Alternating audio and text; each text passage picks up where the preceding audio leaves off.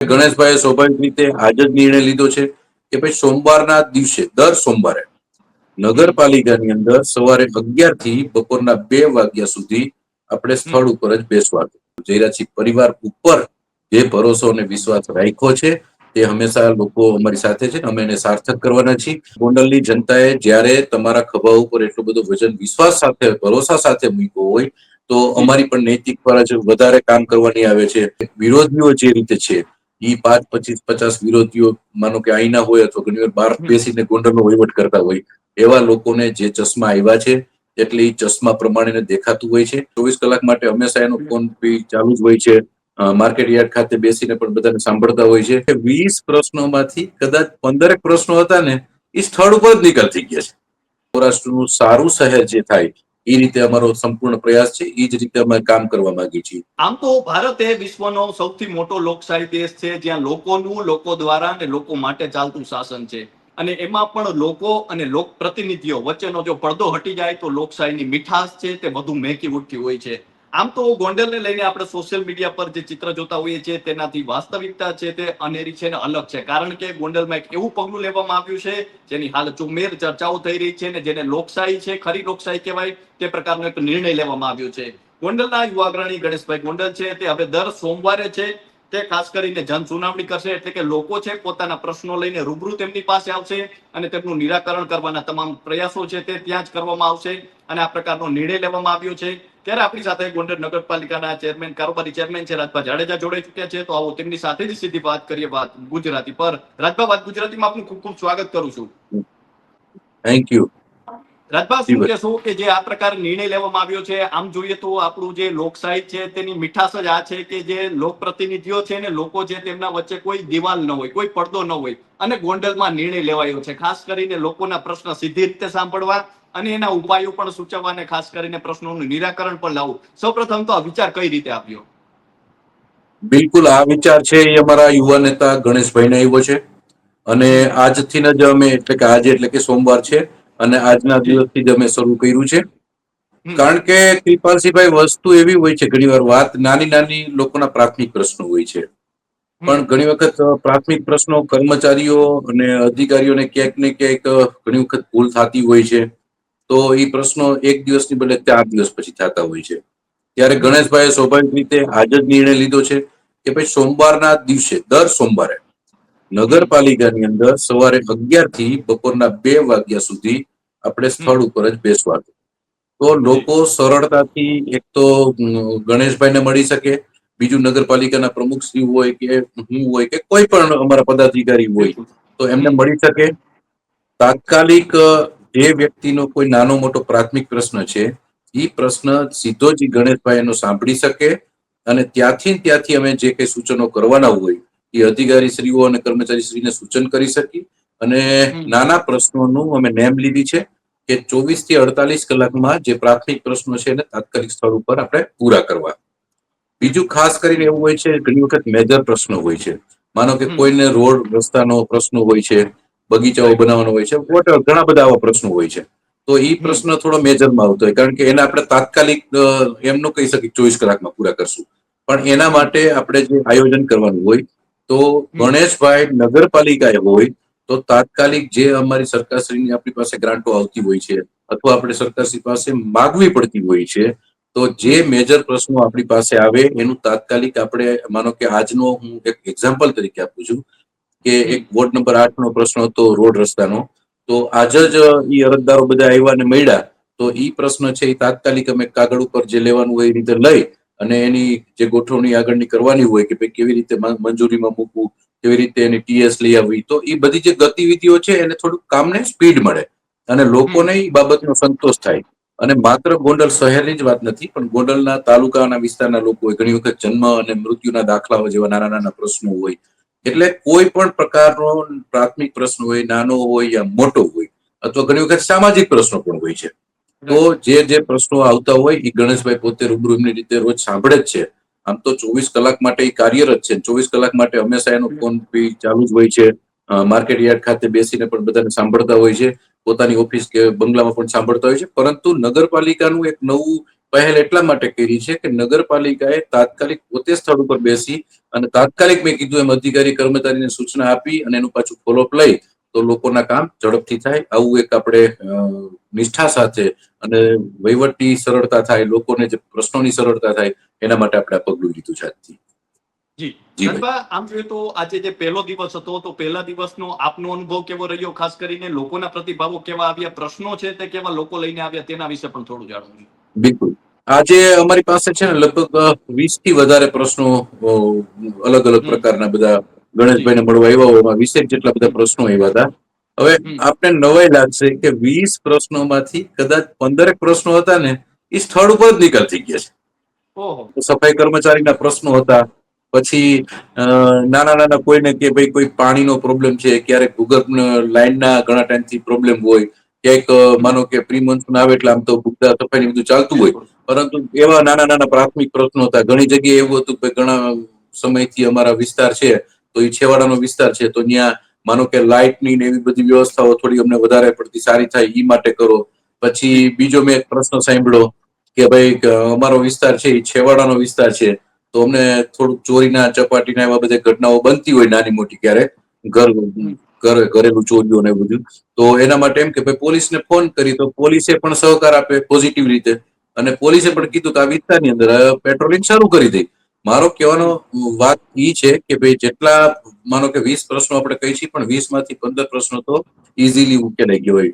5 પ્રશ્નો હોય એ ઘણા એવા હોય કે ભાઈ થોડું કાગળ ઉપર એનું આપણે કરવું પડતું હોય, પેપર વર્ક કરવું પડતું હોય, ક્યાંક મંજૂરી બાબતમાં અટકવું હોય તો એ બધા અધિકારીઓને તે આપણે એનું ફોલોઅપ લેતા હોય તો એવી રીતના એ પ્રશ્નો પણ તાત્કાલિક ઉકેલાઈ જશે. અને આ ગણેશભાઈ માત્ર નગરપાલિકા જ નહીં પણ આજે જ એમને જે રીતે એલાન નગરપાલિકાનું કર્યું છે એ જ રીતે તાલુકા પંચાયતમાં પણ એક વાર નક્કી કરશે. તાલુકા પંચાયતની બોડી હજી ગઈકાલે જ બેઠી છે એટલે તાલુકા પંચાયતની અંદર પણ એ જ રીતે કરવાના છે કે જેથી કરીને હમ શહેર હોય કે તાલુકો તમામ પંથકના લોકોને એક સરખો ન્યાય મળે અને તાત્કાલિક એના પ્રશ્નોનું નિરાકરણ આવે. જી ભાઈ. જી ખૂબ સરસ પહેલ છે રાજભા, કહી શકાય કે કારણ કે આજના સમયમાં જે રીતે આપણે જોઈએ છીએ કે લોકો છે તેમના પ્રશ્નો જો કદાચ સાંભળવામાં આવે તો જ ત્યાં જ અડધા પ્રશ્નો છે તેનો હલ થઈ જતો હોય છે અને આ પ્રકારની પહેલ ગોંડલમાંથી થઈ છે. તો જી રાજભા આમ જોઈએ તો લોકોના પણ પ્રતિભાવો આવ્યા છે, લોકોને આનાથી કેવું લાગી રહ્યું છે, આપે પણ જોયું હશે, એમના જે હાવભાવ જોયા હશે અને જ્યારે એમના પ્રશ્નો સાંભળ્યા અને બાદમાં નિરાકરણ આવ્યું, લોકોને કેવું લાગ્યું? જી બિલકુલ. લોકોને છે ને હંમેશના માટે પોતાનો પ્રશ્ન હોય એના બાબતે માનો કે 1-2 વખત જાતા હોય ને એનું કામ ન થાય ત્યારે આપણે હમ બધા જાણીએ છીએ. એ જગ્યાએ કદાચ આપણે પોતે હોય તો એની થોડી સ્વાભાવિક રીતે નારાજગી હોય છે. જી પરંતુ જ્યારે એમનું ત્વરિત નિરાકરણ થતું હોય, તરત હમ અધિકારીને બોલાવીને સૂચનાઓ દેવામાં આવતી હોય, લાગતા વળગતા કર્મચારી શ્રીઓ હોય તો એમને સૂચનાઓ દેવામાં આવતી હોય કે આજ સાંજ સુધીમાં આ ભાઈનું કામ પૂરું કરી આપજો. તો એ કામ પૂરું થતું હોય લોકોમાં છે ને એક ભાવ હોય છે અને હંમેશા નેતાઓ પાસે મારી દ્રષ્ટિએ લોકો એક જ અપેક્ષા રાખતા હોય કે ભાઈ મારા નેતૃત્વ પાસે હું જાઉં તો મને તાત્કાલિક એનો નિર્ણય થાય, તાત્કાલિક મારા પ્રશ્નોનું નિરાકરણ આવે. એટલે આજના દિવસે મેં જે રીતે જોયું છે એ રીતે લોકોમાં ખૂબ સારો પ્રતિભાવ હતો. લોકો હરખાઈને ગયા છે. અ હમ બધા જ પ્રશ્નો માનો કે મેક્સિમમ પૂરા થયા હોય પણ નાનો મોટો પ્રશ્ન કદાચ મેં કીધું એમ કે થોડુંક લંબાણથી એનું કામ થવાનું હોય તો પણ એને એક સારો જવાબ આપી દીધો હોય. એને પોતાને ખ્યાલ આવે કે ભાઈ મારા નેતાએ મારા માટે 2 જગ્યાએ ફોન કર્યા, ફોલોઅપ લીધું, ભવિષ્યમાં મારો પ્રશ્ન પૂરો થાય છે. તો એકંદરે લોકોમાં એક હરખની એવી કહેવાય અને હમ ઈ વધારે પડતી આજે જોઈ છે. બીજું ખાસ કરીને મેં નગરપાલિકાના અમારા અધિકારી અને કર્મચારીમાં પણ એક અનેરો ઉત્સાહ જોયો.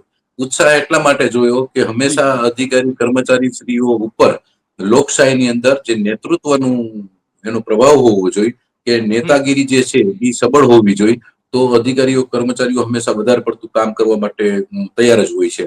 પણ એની ઉપર પણ કોઈ કંટ્રોલ કરનારું હોવું જોઈએ. તો આજે જે રીતે ગણેશભાઈએ નિર્ણય લીધો છે, જે રીતે અમારી પ્રમુખશ્રી, ઉપપ્રમુખશ્રી, કારોબારી જે કોઈ અમારી ટીમ છે, અમારા કોર્પોરેટરશ્રીઓ બધાએ એક સાથે મળી અને આજે નિર્ણય લીધો કે આપણે સોમવારનો દિવસ તો એવો બધા રાખશું હમ કે આપણે ભલે 24 કલાક માટે હંમેશા કાર્યરત રહીશું પણ સોમવારે 11 થી 2 3 કલાક માટે આપણે સતત લોકોને મળીને સતત એમના જે કઈ નાના મોટા પ્રશ્નો હોય છે એને પૂરા કરવા માટે આપણે પ્રયત્નશીલ થઈશું. જી ભાઈ. જી રાજભા, અંતિમ પ્રશ્ન છે કે આમ જોઈએ તો ગોંડલનું ના પડે એટલે એક પ્રશ્ન તો હોય જ, તમે પણ એના જવાબ દેતા જશો ખાસ કરીને. એ પ્રશ્ન છે કે સોશિયલ મીડિયા પર ગોંડલની ચર્ચા, અને ખાસ કરીને એક બાજુ જોઈએ તો ગોંડલમાં ગત નગરપાલિકામાં તમામ બેઠકો પર ભારતીય જનતા પાર્ટી પર ગોંડલના લોકોએ પસંદગીનો કળશ ઢોળ્યો. આ પ્રકારના વિકાસના પગલાઓ લેવામાં આવી રહ્યા છે. ખાસ કરીને ખૂબ અલગ અને અનેરી પહેલ કહી શકાય, પહેલ તમે કરી છે, જે રીતે લોકો સાથે સીધો છે કહી શકાય કે આ જે સંપર્ક છે તે સાધ્યો છે. તો શા માટે આ પ્રકારનું સોશિયલ મીડિયા પર અને આ પ્રકારનું જે વાતાવરણ જોઈએ તો હજી ક્યાં એવા નવા કામો છે એ પણ કરવાના છે? જી બિલકુલ કૃપાલસિંહભાઈ, હંમેશા પેલા તો ગોંડલની જનતાએ જે રીતે પેલી વખત નહીં પણ બીજી વખત હમ 44 માંથી 44 સીટો જે રીતે આપી, બિલકુલ. અને એક હમ માનો કે ભારતીય જનતા પાર્ટી, અમારા સન્માનની ધારાસભ્ય અને બધા લોકોએ અમારી ઉપર જે રીતે સંપૂર્ણ ભરોસો મૂક્યો છે, તે હમ બદલ તો ગોંડલની જનતાને અમે વંદન કરી છીએ. પણ હમ સાથે સાથે ગોંડલની જનતાએ જ્યારે તમારા ખભા ઉપર એટલો બધો વજન વિશ્વાસ સાથે ભરોસા સાથે મૂક્યો હોય, તો જી. અમારી પણ નૈતિક ફરજ વધારે કામ કરવાની આવે છે. વધારે હમ ગોંડલને કેવી રીતે અત્યારે મોડર્ન તરફ લઈ જવું. અને હું ત્યાં સુધી કહું છું કે ભાઈ, બીજા શહેરો, બધા શહેરો સારી રીતે પોતે પ્રગતિશીલ હોય, પણ ગોંડલ છે એક વધારે પડતું મોડર્ન બનવા તરફ જઈ રહ્યું છે. કારણ કે ગોંડલના હમ પાયાના અને પ્રાથમિક પ્રશ્નો છે એ મારી દ્રષ્ટિએ મોટા ભાગના પૂરા થયા છે. અને આપે મને સરસ પ્રશ્ન કર્યો કે હવે આગામી દિવસોમાં શું. તો હમ ગોંડલને ખાસ કરીને અત્યારે અમારે બ્યુટિફિકેશનની જરૂર છે. કારણ કે હમ પ્રાથમિક પ્રશ્નો, રોડ, રસ્તા, ભૂગર્ભ, આ બધા તો પૂરા થયા હોય, પણ જી. જે બ્યુટિફિકેશન હોવું જોઈએ, કે જે રીતે ગોંડલ હમ શહેરની અંદર કોઈ માણસ પ્રવેશ કરે તો એને એક હમ અનેરો આનંદ આવવો જોઈએ કે વાહ, સારું સિટી છે. આપણે પોતે પણ હમ જ્યારે જ્યારે કોઈ મોટા શહેરોમાં જતા હોય અને સરસ મજાનું બધું જોતા હોય, તો આપણને પોતાની ઈચ્છા થાય કે વાહ, સારું શહેર છે. બિલકુલ. તો અમારી પોતાની નેમ છે, ઈચ્છા છે, અમારા ગણેશભાઈ અને ધારાસભ્યશ્રીનું અને અશોકભાઈ પીપળિયાનું સંપૂર્ણ માર્ગદર્શન છે કે ભાઈ સારી રીતે આપણે ગોંડલને આપણે વધારે મોડર્ન બનાવી, બ્યુટિફિકેશન આપશું. બીજું, ગોંડલના બહેનો માટે અમારા હમ ધારાસભ્યશ્રીએ જે રીતે ચૂંટણીઓમાં વચન આપ્યું હતું કે ભાઈ હમ ગોંડલના બહેનોને ખાસ કરીને ગેસ લાઈન મળે, તો એ હમ ગેસ લાઈન અમારા ગોંડલના આંગણા સુધી અત્યારે પહોંચી ગઈ છે. અને મને લાગે છે નજીકના મહિનાઓમાં, એટલે કે ટૂંક સમયની અંદર ગોંડલમાં ઘરે ઘરે બધાને ગેસ લાઈન મળી રહે, એના માટે અમારો સૌથી મોટો પ્રોજેક્ટ, અને એના માટે અમે તૈયારીમાં છીએ. બીજું, ખાસ કરીને ગોંડલની જે ભૌગોલિક પરિસ્થિતિઓ છે, એ પરિસ્થિતિઓ પ્રમાણે અમદાવાદ જેવી કહી શકાય આપણે. એટલા માટે અમદાવાદ જેવું બોલું છું કે અમદાવાદ બે સાઈડ વસેલું છે અને વચ્ચે રિવર છે, એટલે કે વચ્ચે હમ નદી છે, અને નદીના બે ભાગમાં ગામ વસેલું છે. એ જ રીતે જી. સેમ ગોંડલ છે, એ જ રીતે વસેલું છે. ત્યારે ગોંડલની અંદર અમારી ખાસ એક ઈચ્છા, અને અમારો આમ તો લોકોને અમે આપેલું વચન પણ છે, અને સરકાર ઉપર અમને ભરોસો છે કે અમારે હમ રિવરફ્રન્ટ જોઈએ છે. અને રિવરફ્રન્ટની માગણી અમે ઓલરેડી કરેલી છે. અને ટૂંકા દિવસોની અંદર જ અમે જ્યારે સન્માનની મુખ્યમંત્રી શ્રીને આપણે અમે મળવા બધે અમારી ટીમ સાથે જવાના છીએ હમ ધારાસભ્યશ્રીની આગેવાનીમાં, ત્યારે પણ અમારી આ જ રજૂઆત છે. એટલે ગોંડલને ખાસ કરીને રિવરફ્રન્ટ મળે, બહેનો માટે ખાસ કરીને ગેસની લાઈન ત્વરિત રીતે થાય, ગોંડલમાં બ્યુટિફિકેશન થાય, સાથે સાથે સ્પોર્ટ્સ માટે પણ અમે ઘણું બધું કામ કરવા માંગીએ છીએ. મારો કહેવાનો જી. મતલબ કે એકંદરે સૌરાષ્ટ્રનું સારું શહેર જે થાય, એ રીતે અમારો સંપૂર્ણ પ્રયાસ છે. એ જ રીતે અમે કામ કરવા માંગીએ છીએ.